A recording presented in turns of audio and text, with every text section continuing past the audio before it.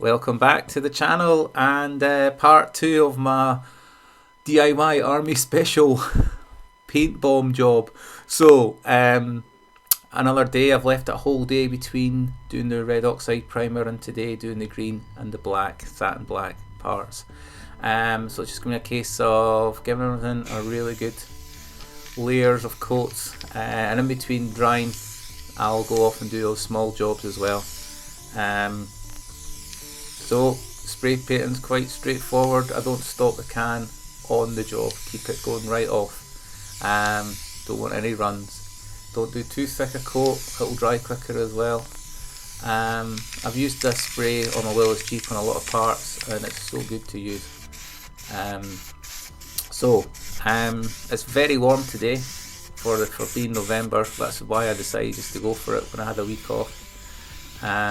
Normally I'd put the cans in water before I shake them, but it's so warm they're going to be fine. So spray on.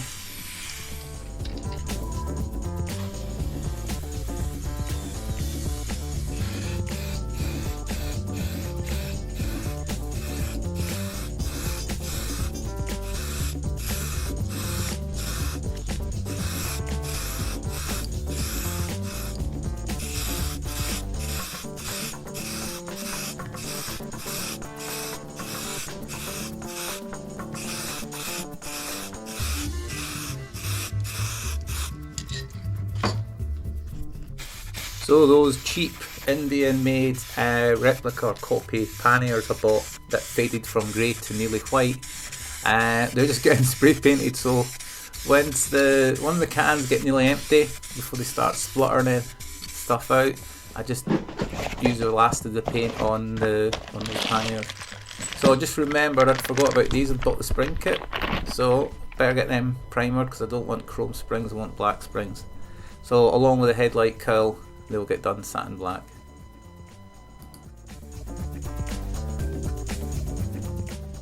So while waiting on paint drying, I had bought a yellow rear number plate, an aluminium one, to actually paint black, to put white stick-on numbers on as show plates. And I've worked out I'm going to be able to have a black and white plate I can just stick on quickly using snap velcro, along with a front plate for photos and stuff. So that's 4 coats of green and black on everything, so I'm calling it a day now. Just let that sit. I'll have another day off tomorrow, and following day I'll be back.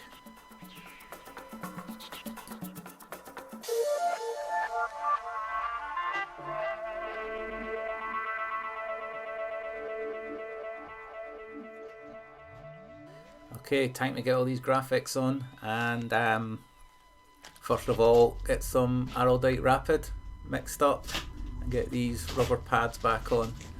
So with hindsight, if I knew, I would have left these on and just sanded around them and then very well masked them.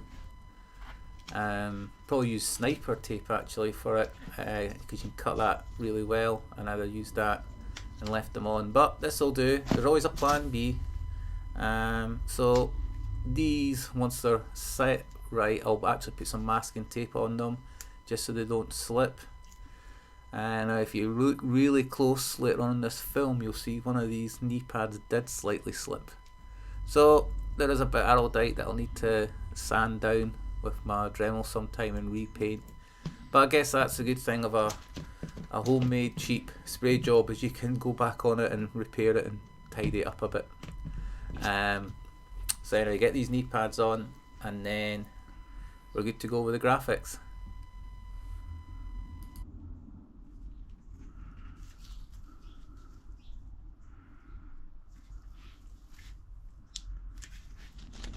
So these graphics I bought on eBay. I can't remember the name of the blue material they use, but it's the same material that my Jeep graphics were made with. So I actually bought 2 sets of graphics. I bought these Desert Rats with my own number that I've got, and another set with the Paratroop Regiment, which I'd planned to use, and I started using it, but you'll see what happens, they turned out to be rubbish. So anyway, this went on fine. So these are really clever. So they're 3 coats. So you take the backing off, put it on, roll it on. That's a wee roller I've got for putting patches on inner tubes, and just make sure all your edges are on. I give it a wee bit of heat as well. Make sure it's all on well, and then you can pull your back and your top cover off here. And now you'll see it's all creased, because this is the hard thing, like being on a curve, the bend of the tank. But that's not a problem as long as the edges of the letters are all sealed. And then what I'll do, give that another roll and get rid of all those little sort of bubble bits best I can. Make sure my edges are sealed, and then I'm going to go round it with masking tape and then cover my whole tank with some kitchen towel and masking tape. And that's the other side done, and you can see there the araldite that's ran out of that knee pad. Bit annoying that, but I'll get that sorted out. So there you go, ready now to paint. So I just use white primer, which dries a sort of matte finish, and a little microfoam roller. I just throw the foam rollers away once I've painted with them, for all the cost pennies they are. So just give that a cover. You can spray or you can use paint, brush or roller. I'm just using this because I've got it.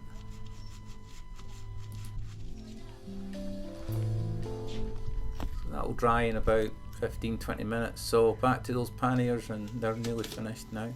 So we've let this dry. Now it's just a case of getting this blue sheet off and reveal the number.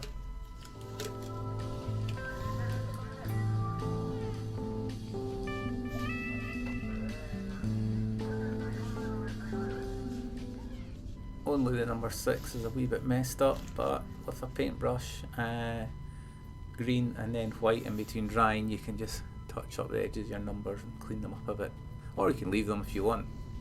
So these are the Pegasus stickers. So as soon as I opened them, I thought this is not very right. It's more like a window sticker. So the tank stickers work perfect. Made like a gun, Royal Enfield ones, but the Pegasus badge and the station number on the other side wasn't working.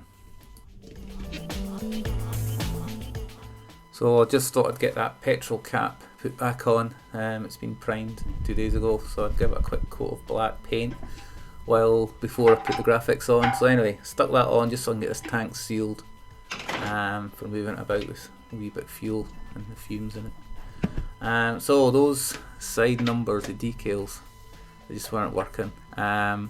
So I decided I'll just take them off. If the clear lacquer doesn't seal the edges. So I gave it a coat of clear lacquer, thinking that might actually just seal the edge, you know. 2 coats it got between dry, and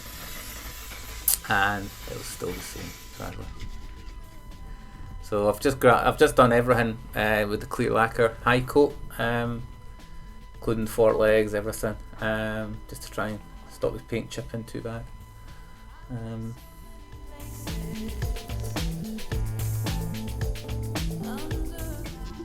These tank graphics weren't working. The small round ones were, but the big squares weren't.